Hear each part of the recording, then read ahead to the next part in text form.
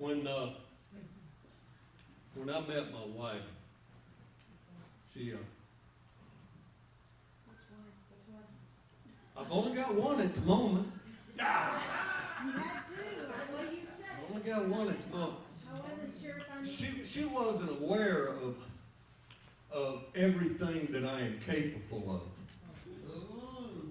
You know, I can do a lot, but I can't do everything.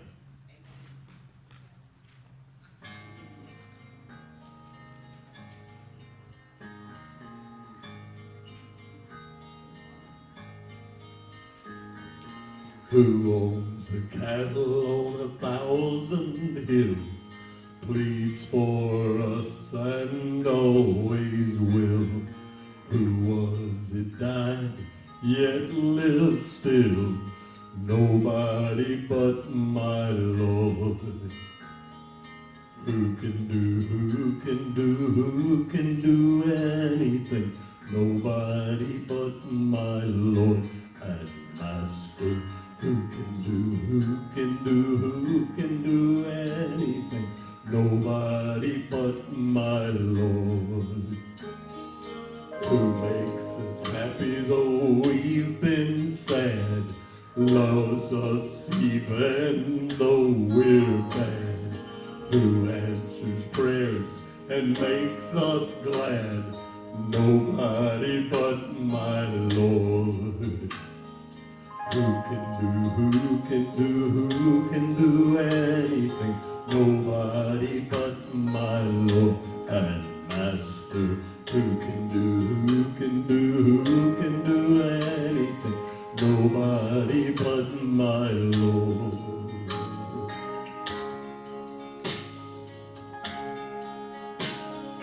Who was it hung upon a tree, suffered shame for you and me? Who was it died to make us free? Nobody but my Lord.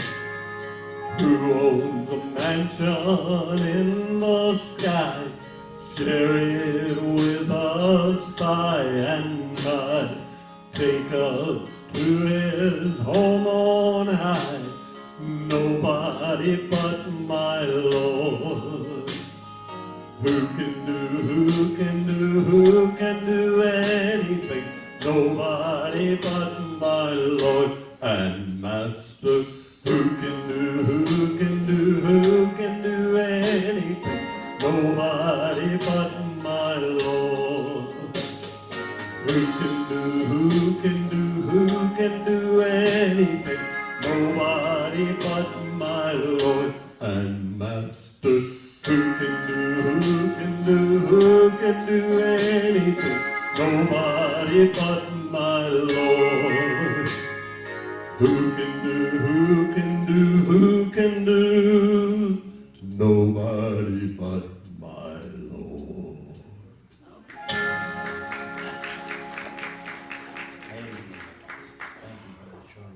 I'm so glad that you all have come today, and what a joy, what a great victory to be able to come together and worship. I'm going to ask Miss Jamie to introduce our visitors here. This is Mimi. We knew her from Mimi, Carmack. good to have you. Thank you. And Avery and Miss Chapel. Good to have all of you. Thank you for being here. Amen. That's good. What a joy. I want us to pray and just invite the Lord to come in this place, take over, say what he wants, do what he wants, and we'll be changed forever. So let's just do that together. Father, I thank you so much for your presence that's here today. And Father, we are not just attending, but Father, we have come because we desperately need you. Yeah. Would you speak to us and fill us and touch us and mold us? Say what you will. Father, we come and put away every doubtful habit. We confess every known sin. And Father, we want to obey the prompting of the Holy Spirit. Father, would you touch every family? I know every family here, every individual, every life has needs. And Father, you are the provider. Your name is Jehovah Jireh. You still meet the needs of people. And we give you praise for that. Would you do that just now? Would you heal the many of our church family that are sick and in need and going through difficulties? And I pray that you would guide every one of them. Would you be with Paul Cherry just now? And while he's home recovering, I pray that he would know and sense the presence of the Holy Spirit. I pray you touch Peggy today and heal her body as well and give her strength. And Father, help her to just know that you've got this and we can trust you. Be with all of the rest of our church family, Eleanor and Cleo, and just so many, Father, of our church family that are going through some difficult days. Would you just bring us through and bring glory to your name? Father, when this day is over, when this service is completed, we pray your name would have been lifted above every name. And we ask it all in Jesus' sweet name. Amen. Amen. Unfortunately, due to some technical difficulties, you're going to have to use the hymnals this morning if you don't know the words. You know, this old world's in pretty bad shape. Yeah. The one good thing about it, this world is not my home. It's in Heavenly Highways, page number 63. This world is not my home.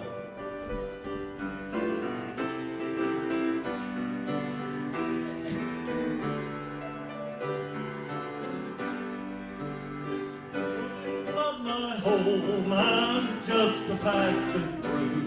My treasures are laid up somewhere beyond the blue. The angels beckon me from heaven's open door, and I can't feel at home in this world anymore. Oh Lord, I know I have no friend like you. If heaven's not my home, oh Lord, what can I do? The angels beckon me from heaven's open door, and I can't feel at home in this world anymore. My Savior pardoned me from guilt and shame, I know. I'll trust His saving grace while traveling here below. I know He'll welcome me at heaven's open door, and I can't feel at home in this world anymore. Oh Lord, I know I have no friend like you. If heaven's not my home, oh Lord, what will I do? The angels beckon me from heaven's open door, and I can't feel at home in this world anymore. The saints in glory land are shouting victory. I want to join their band and live eternally. I hear the sweetest praise from heaven's open door, and I can't feel at home in this world anymore. Oh Lord, I know I have no friend like you. If heaven's not my home, then Lord, what can I do? The angels beckon me from heaven's open door, and I can't feel at home in this world anymore. And when I get there, I'm going to have a mansion. Keep that Heavenly Highways. It's on page number 27. Mansion over the hilltop.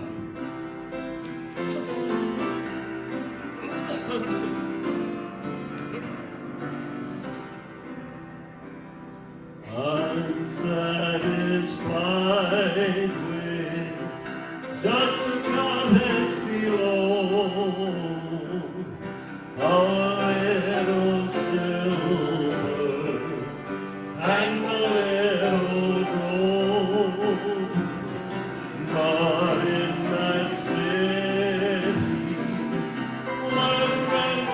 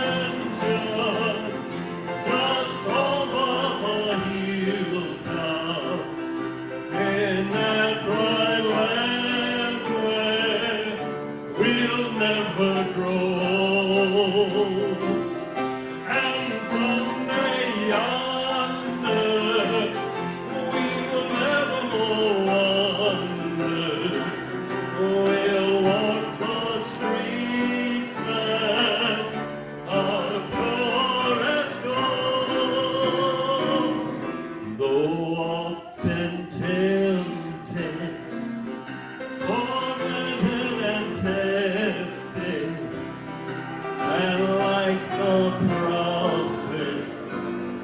My pillow was stone, and though I find here no permanent dwelling, I know He'll give me a mansion my own.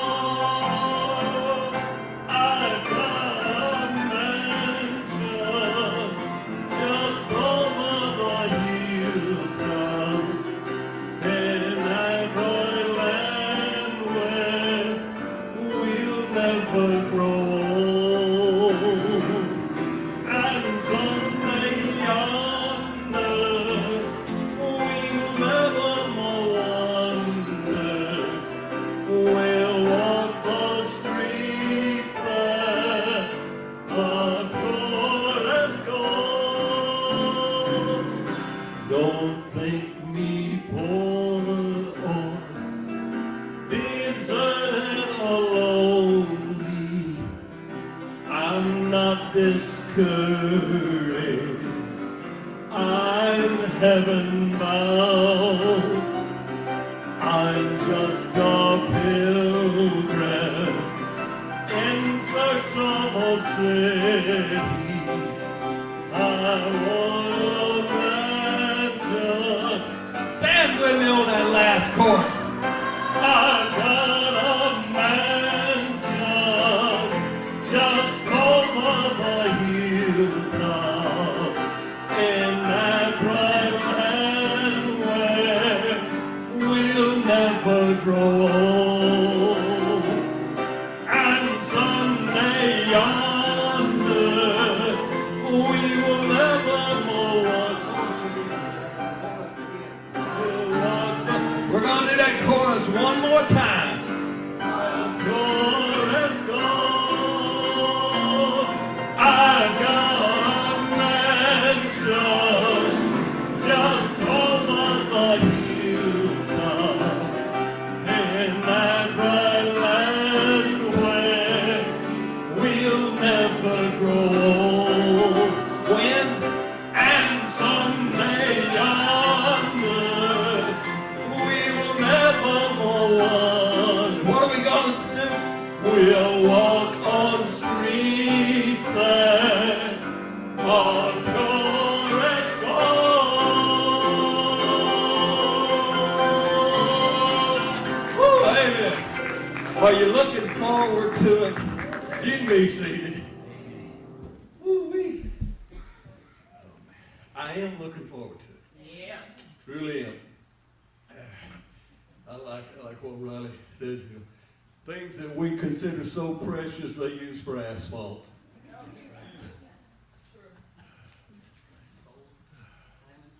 Mm-hmm. If you've got one, go ahead.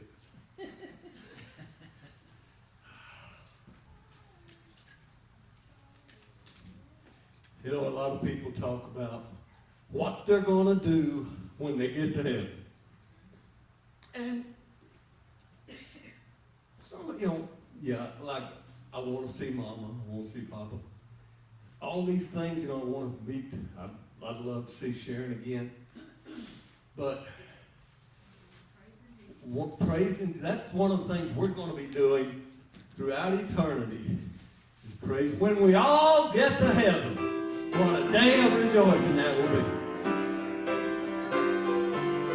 Oh, it's on page 491 in the Baptist hymn. I figured we're getting on into the service, so you need the bigger words so you can see them better.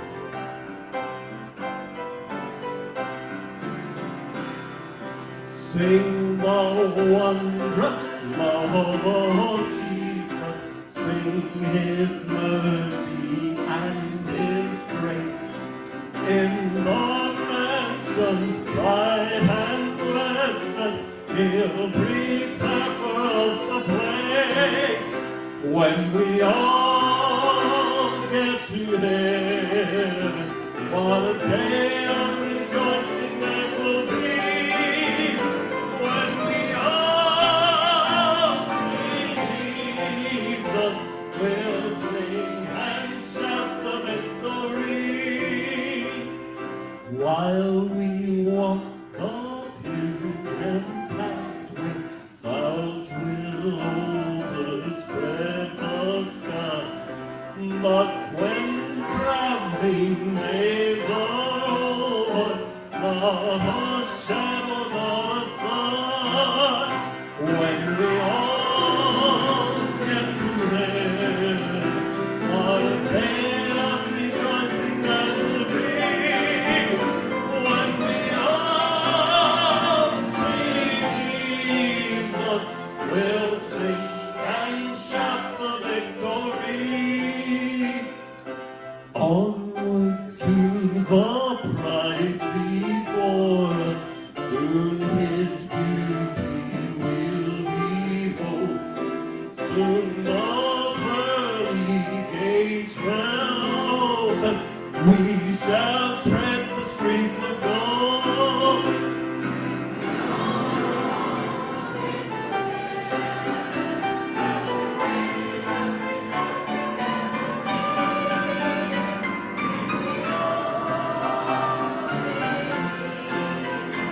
We'll sing and shout the victory.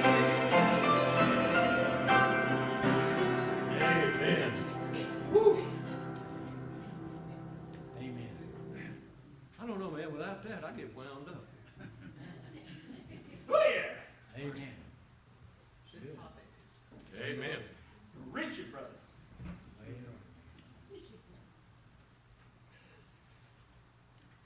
You know, there's a lot of theories about how the world came into being. You know, some people believe that, you know, we come out of a primordial ooze, out of a swamp somewhere. Other people believe in the Big Bang Theory. And, you know, I've never heard God snap his fingers. I don't know what kind of sound it would make. But Scripture tells us that he just spoke, and it happened. Boy, I can't imagine hearing God speak.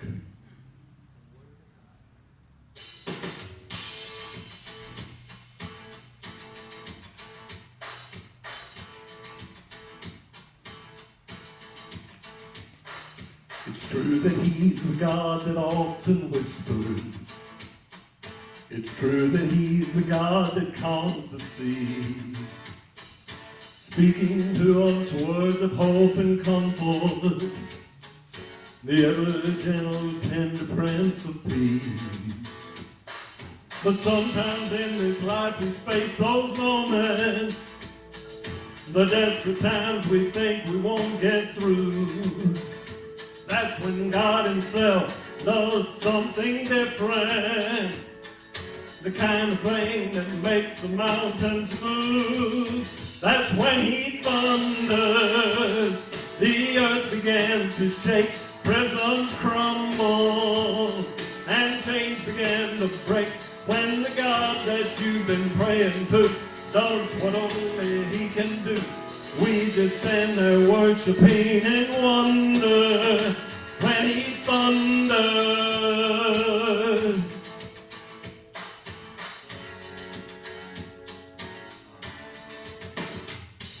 Stand there, you don't have to fear the rumble. He's working now in ways that you can't see. Remember, we are not the ones who tremble. No, it's darkness that is falling to its knees. When he thunders, the earth began to shake, prisons crumble, and chains began to break. When the God that you've been praying to does what only he can do, we just stand there worshiping in wonder when he thunders.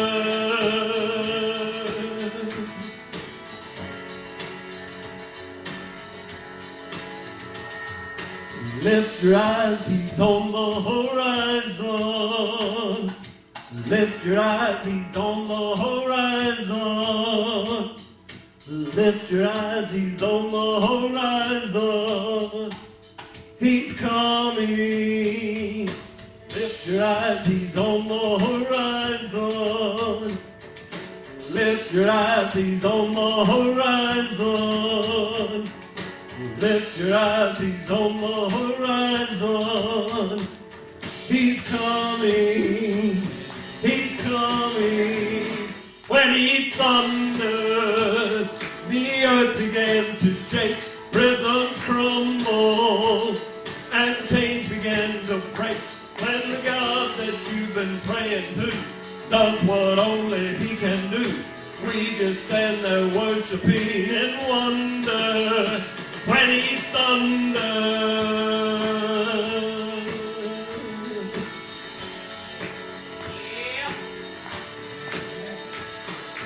thunder.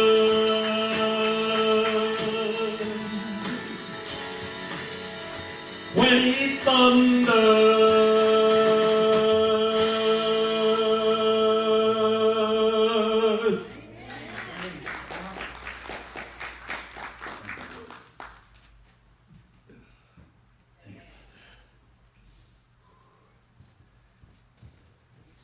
Take your Bible and turn with me to Samuel.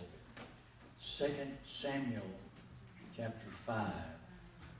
2 Samuel chapter 5. Thank you, church, for being here today. Thank you so much for worshiping and singing and glorifying his name, and we're just so grateful for that. 2 Samuel chapter 5, we're going to look at verse 20 and follow down through to a couple of other verses. If you have that, would you stand, as we already have our visitor doing? And that's good, to stand in honor of the Word of God. So let me begin at verse 20. 2 Samuel, verse 5, or chapter 5. So David went in Baal-perazim, and there he defeated them. He said, as waters break out the Lord, and the Lord has broken out against my enemies before me. So that place was called Baal-perazim. And the Philistines had abandoned their idols there, and David and his men carried them off. Once more the Philistines came up and spread out the valley of Rephaim. So David inquired of the Lord, and he answered, do not go straight up, but circle around behind them and attack them in front of the balsam trees. And as soon as you hear the sound of the marching of the tops of the balsam trees, move quickly, because that will mean the Lord has gone out in front of you to strike the Philistine army. Father, thank you for thy word. Would you give us an ear to hear what the Spirit might say? We ask in Jesus' name. Amen.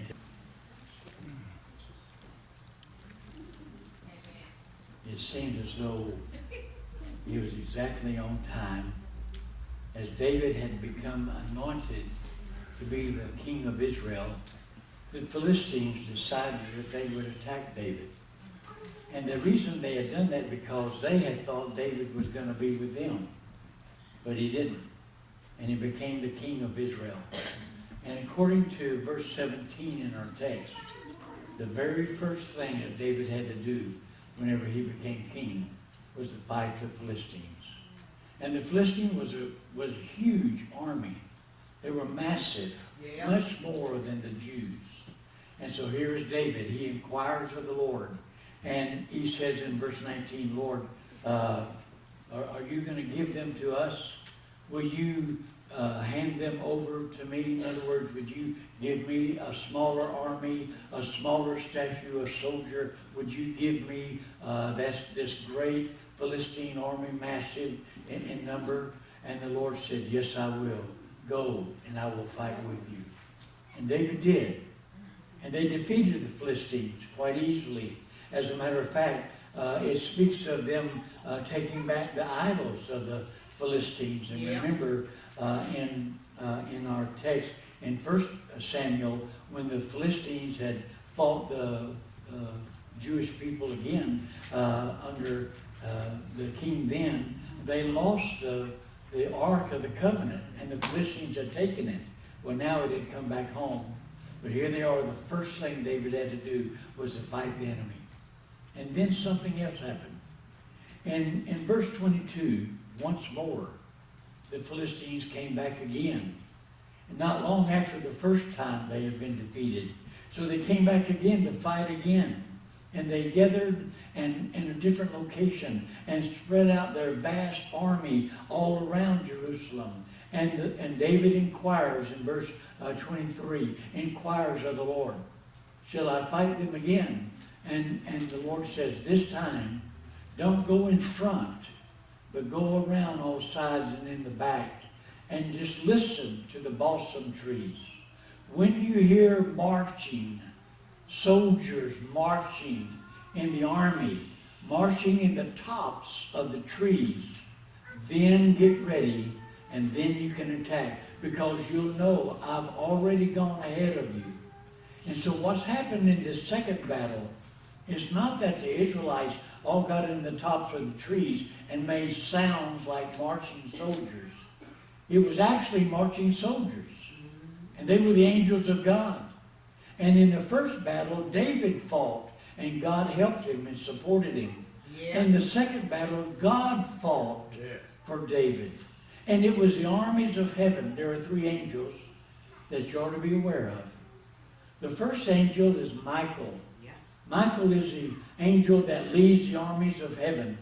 He is the one that in Daniel chapter 10 was sent to fight the devil so that he could give him the answer to Daniel's prayer. And then you have Lucifer, the enemy of God. This is the one that was seraphim. He was the anointed cherubim, and he fell and blew it and just messed up his life. Then you have the angel that's going to blow the trumpet for the rapture, the second coming, and call the angels, call the saints of God home and to meet the Lord in the air.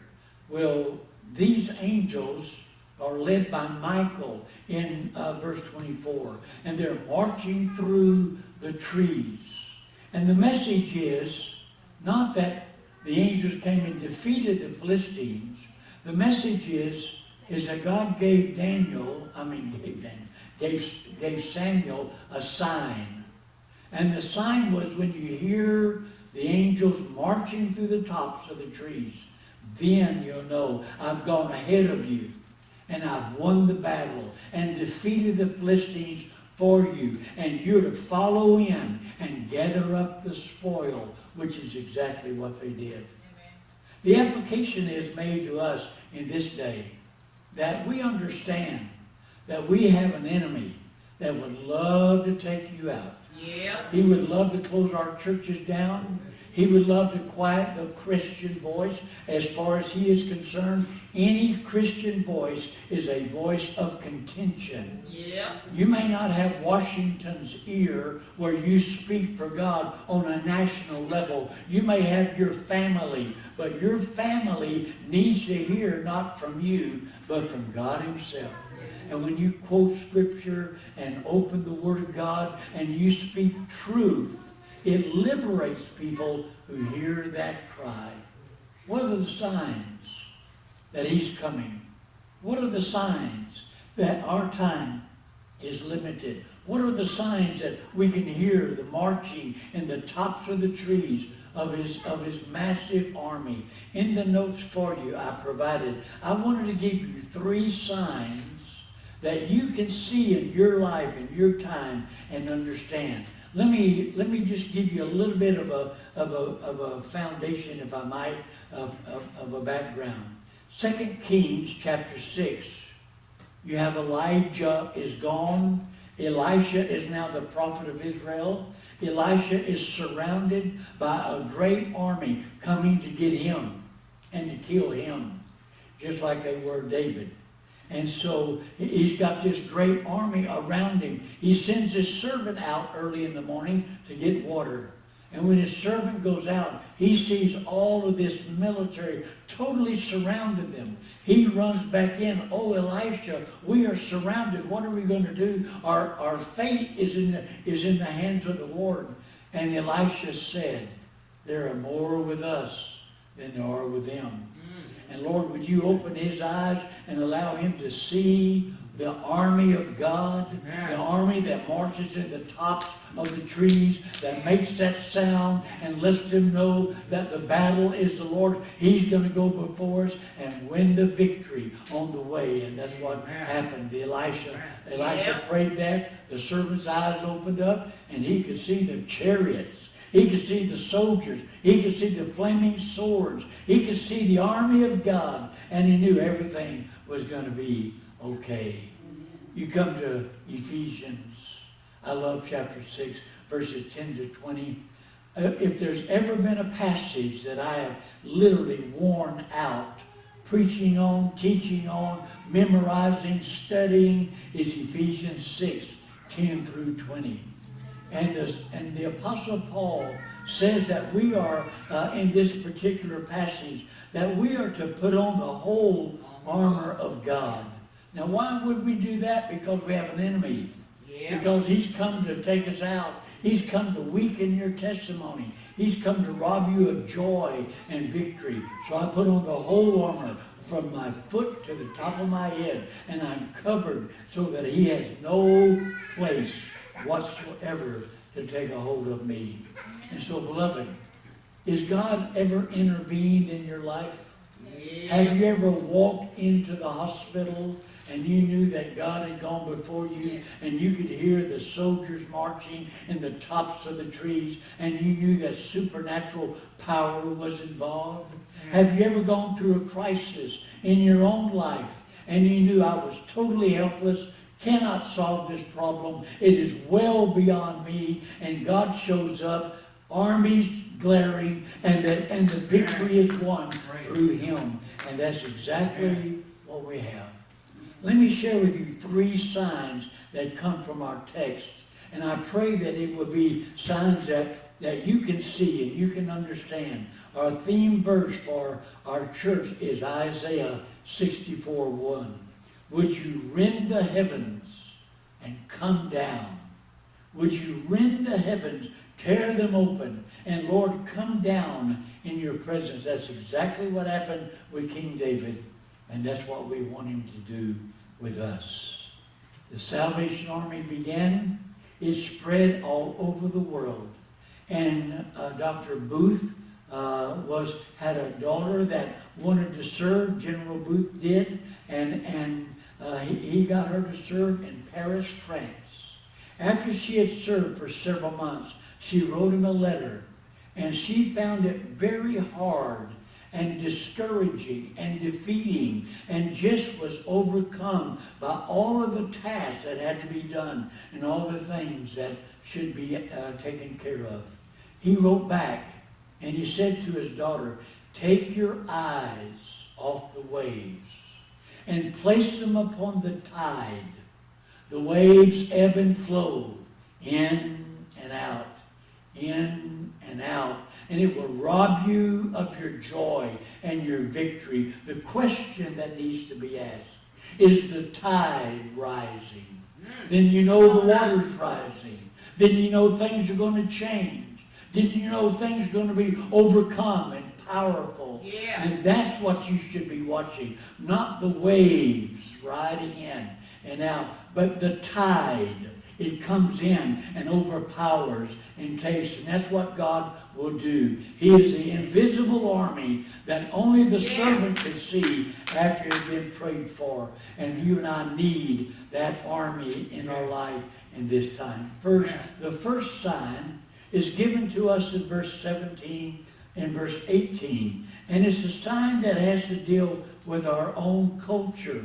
And it's a sign of lawlessness and deadness. 2 things, 2 divisions about that. You have the lawlessness of Philistines.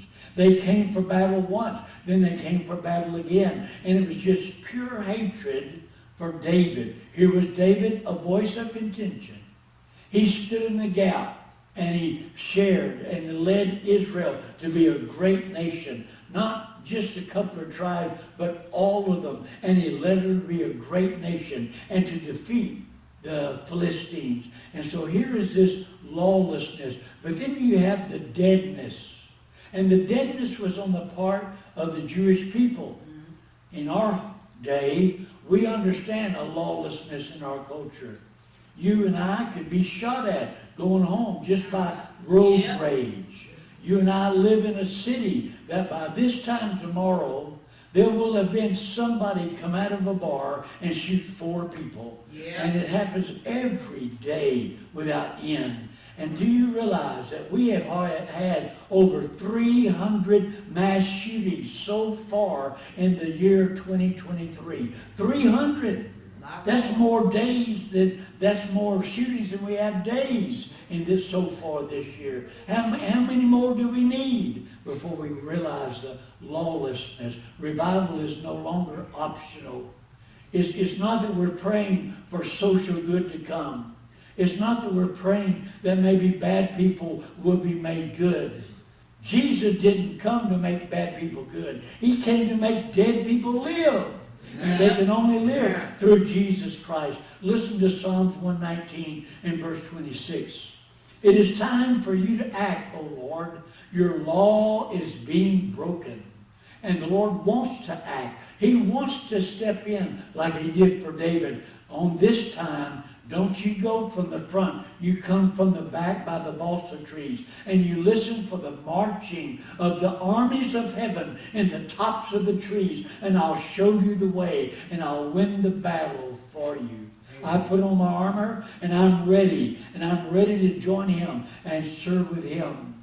The deadness on the part of the Jewish people, refusing to obey the prompting of the Holy Spirit. And they would not get in step until the enemy came, until the armies came, till they were threatened and they were moved upon.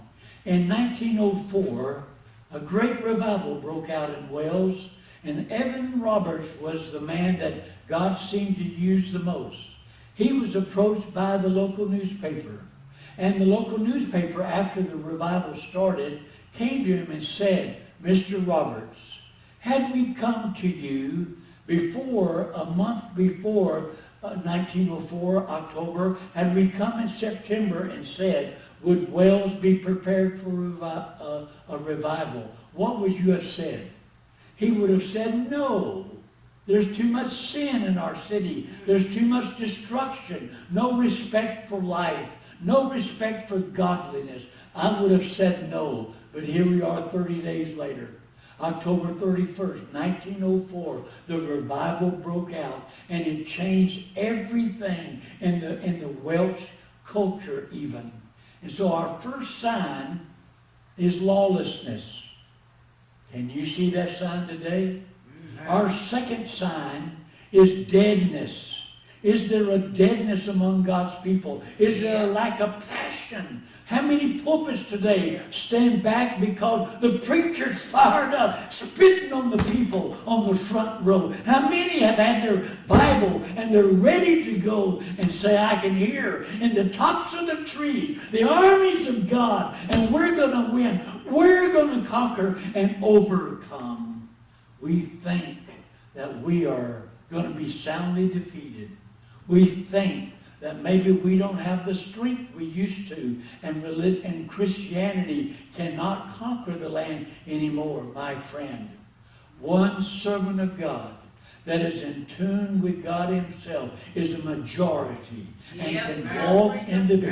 Bring all your liberals to Washington. Bring your people that don't think anything about killing our children and the LGBT, whatever, M-I-C-K-E-Y-M-O-U-S-E. I mean, all of them. I mean, it's just, they're not going to win. The righteousness always prevails over darkness.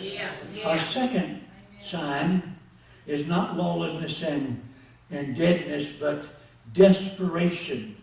In chapter 19, in verse 19, listen to what he said in desperation. The Lord, he said, Lord, would you give me the army? Will you allow me to overcome them? Will you hand them to me so that I can conquer? And the Lord said in verse 19, go, for I surely will hand the Philistines over to you. Beloved, I want to tell you that I think God intends this church to be victorious. I love Psalms 42. And I want to read it to you because it is a psalm that I hope that you have marked in your Bible. It is a favorite psalm of mine. As a matter of fact, there's a song about the deer panting for water, and we've sung that song here a number of times. I sing it most every Sunday morning in my prayer time. I get up early and spend some time in prayer, and at the end of my prayer, I actually sing. Peggy's in another room and got her ears covered, so it's safe. But I mean, I love to sing this song. Listen to Psalm 42 and beginning at verse 1. As the deer pants for streams of water, so my soul pants for you, O God. My soul thirsts for God, for the living God. When can I go and meet with God? My tears have been my food day and night, while men say to me all day long, where is your God? There are three things I want you to understand about this verse and about desperation. One, did you hear the deer's desperation? He panted for water. He wasn't just thirsty. He was starving. He was about to die. He panted for it. He was longing for it. Before he got there, he could smell it. He wanted to taste it. He wanted to digest it and get it internalized. He was desperate. Are you desperate for your family? Amen. Do you desperately pray for every member of your family? Yeah. And not just to come to church, but to come and to hear God's voice. It may be a long time before they ever come and hear me in this pulpit, but they may be faced today with a medical crisis that gets their attention. Do you desperately pray, Lord, use this sickness, use this crisis to bring my uncle, my father, my brother, my son, my granddaughter? Would you bring them to Jesus? And you're desperate for them to do that. That's what the deer was. The deer was desperate, longing to come. The deer's desire is found in verse 2. My soul thirsts for you, O God. Amen. I want to tell you, beloved, when you're thirsty, you come early and you stay late. Yep. When you're thirsty, you look for an opportunity to serve and to glorify him and honor him. This deer said, my soul thirsts, more than just a cotton mouth, more than just lips that are cracked, maybe bleeding. You have a soul thirst, something that's beyond the water. It's not just water that he's seeking, but something that would satisfy the soul. Many a time I've been thirsty. Many a time I've drank water. But beloved, it's in prayer that my soul is satisfied. It is in worship that my spirit is filled to overflowing with the divine presence of the Lamb himself. Verse 4 tells me of a decision. He says in verse 4, these things I remember as I pour out my soul, how I used to go with the multitude, leading the procession to the house of God, with shouts of joy and thanksgiving among the festive throng. I remember when I used to go. I remember when I used to sing that song led by our leadership in the church. There is a fountain filled with blood drawn from Emmanuel's veins. I remember that song. I long for that again. It's been a long time since I've sung that song. And beloved, there's something about being refreshed and revived and drawn again to him. Is there a sign? Oh yes, lawlessness and deadness. Is there a sign in the church? Yes, desperation. Yeah. One last. It's the spirit of waiting upon the Lord. Now I want to tell you something. Every man, woman, boy, and girl in this congregation today has been through this class. The thing I want you to know about this class, you can't skip it. That's right. He will let you repeat it. And so you can wait on him. Listen to verse 24 back in our text. As soon as you hear the sound of the marching in the tops of the balsam trees, move quickly. Because that will mean that the Lord has gone out in front of you to strike the Philistine army. It wasn't David that defeated the army the second time. It was God himself. And David was allowed with his men to pick up the spoil from that great victory. I love Isaiah 40. And I want to just give you a glance of Isaiah 40. You know this verse as well as I do. Isaiah 40:31 says, those who wait upon the Lord shall renew their strength, and they will soar like eagles, and run and not grow weary, and walk and not faint. Let me give you 3 insights to that verse that will keep you waiting upon the Lord. One is the secret is to learn to wait. Yeah. When you ask God for a victory, when you ask God to answer your prayer, when are you going to believe that he's answered it? Well, when I see it, when I can taste it, touch it, feel of it. Well, the devil could believe that. But when you are at a place, listen, where you can hear, you can take God at his word. Man. Then, long before it ever comes to pass, then you have an insight. That's called praying through. Abraham was told by God, you're going to have a son. Sarah's going to give a child to you. And it was 25 years later when he answered the prayer. And beloved, I can only imagine how many times Abraham said, well, you know, Sarah, it must be you. I believe it. You know, what's the problem with you? Or Sarah may have said, Abraham, it must be you. We're just waiting upon the Lord. And the secret is to learn to wait. God will confirm. God will give strength, and he will give insight on what we should do. Waiting causes us to thirst for God's manifested presence. I'm just waiting. I'm seeking, knocking. I'm expecting God to answer. A second insight is that the source of the strength is the Lord himself. You will mount up with wings like wings of an eagle. You shall run and not faint, and walk and not grow weary. I'm telling you, beloved, he's the source of everything. He provides it all, and he will give you exactly what you need. Yeah. Do you remember one of my favorite verses, Deuteronomy 33:25? As thy days are, so shall thy strength be. And beloved, I want you to know that that verse is exactly right. If I'm going to have a tough day tomorrow, he'll give me tough strength. If I'm going to need long-lasting strength tomorrow, that's exactly what he'll give me. He's already seen tomorrow. He knows what I need before I know what I need. Yeah. And he will provide every ounce that I need. Third, the success is found only in waiting. Are you waiting on him? Yeah. Are you still believing him? Yeah. Are you speaking to things that are not as though they are, because in him they already are? Yeah. Oh, that's good. I tell you, I can't get over that. That's you. You can speak to things that are not as though they are, because in him they already are. Yeah. I want to close, and I want to give you your takeaways. There's just 2 of them.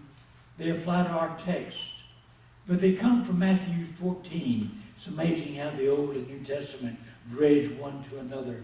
In Matthew 14:27 is the episode of Peter walking on the water. Here comes Jesus after the disciples had left and going to the other side of the Sea of Galilee. Jesus had dismissed the crowd, gone up into the mountain to pray, saw the disciples were struggling, and he came walking on the water. And here's Peter. He spoke up first. Proves he could have been a Baptist, but he spoke up first. And he said, are you who we think you are? And he said, yes. He said, I'm not a ghost. And he said, if you're him, he's not convinced yet.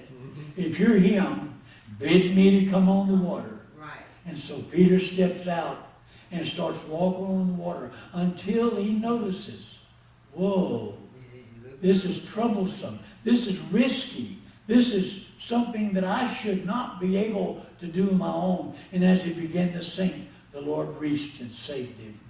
I want to give you 2 notes about that episode of Peter walking on the water, and when he needed to listen for the marching army in the tops of the trees.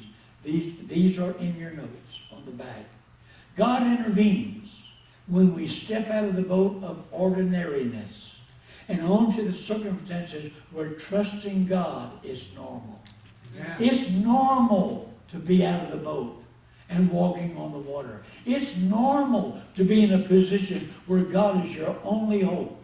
There's nobody else but him. It's normal to listen and be able to hear the marching angels and the armies of heaven marching through the tops of the trees. God going ahead of you, blazing the trail, opening the path, and opening the door so that you might have what you need. That's normal. It's abnormal to worry, to stress, to want to give up, to want to quit, to want to throw in the towel, or to say, well, you know, this is a Laodicean church. That's the way it is. Well, friend, I want to tell you, God can take a Laodicean church and make it a dynamic church and a powerful servant. Amen. You may be one, but when God has anointed you, you are all that's needed. One can do a great job with his help. Secondly, God intervenes when you step out of the boat of commonplace and onto the lake of total dependence upon God. Can I ask you, are you in a place right now where if God didn't come through for you, you're sunk? Are you in a position where by faith you have to trust him? Is there any issue in your life, any classroom that he has you in that you can't skip? You've got to take it again if needed, again and again and again. And so that in that class, I learned the value of the impact of being totally shut up to him. I told you about Dr. Marvin Floyd, the cotton farmer in Lubbock, who told me when we were facing a financial crisis at County Line Baptist Church that we would not be able to take care of. He said, you're shut up to faith, and that's a great place to be. That's the only choice we had, was by faith to trust God. If you're in that position, that's a great place. That's where you should be. That's where we ought to be. That's where God will put you. And he puts you there not to punish you or to make you suffer, but to make you grow, give you the opportunity to walk with him. The story in Matthew 14 is not about the other 11 that's in the boat. We're not even told their names. We're only told of the one that had enough faith to step out of the boat and to walk on the water. Now let me challenge you. If you'll listen, the next time you face a crisis, if you'll listen to our world as you think, boy, we're losing the battle, you could hear the armies in the tops of the trees. And they're going ahead of us. And they're going to blaze a trail. And they're going to open a door. And they're going to give us a victory if we put on our armor and be ready for battle. God will use you. God will use Airline Manor. God will, when all the smoke clears, God's people will still be standing. Amen. Father, I thank you for thy word. I thank you for your presence. I pray you speak to us just now. Give us an insight to this passage of Scripture. Bless every home and family represented in Jesus' name. Amen. If you are watching online, we welcome you and are really, really glad that you tuned in. It's our prayer that maybe you would come to know Christ if you don't already. You can do that by simply praying and asking Christ to forgive your sins and give you the free gift of eternal life. You do that by prayer. If you were here, I could pray with you, and you can receive Christ right here in the church. But you don't have to be in the church. Wherever you are right now, you can receive Christ. Yeah. Let me pray. You pray with me. But you must really mean and really trust, and it be a true act of your heart and faith to do that. So let me lead you in a prayer, and you repeat it after me, and we believe you'll be saved. Let's pray together. Dear Lord Jesus, forgive me of all my sin. Come into my life just now, and give me the free gift of eternal life. Thank you for saving me. In Jesus' name, amen. A short prayer, but wow, what a difference it makes. Yeah. If you died today or 100 years from now, you'd go to be with the Lord in heaven. And that's good. Thank you for doing that. Church, would you stand? Our team is in place. And would you just come? The altar's here. I'll be glad to pray with you. Whatever God might lead, just do as he would lead you. As they sing, come right now.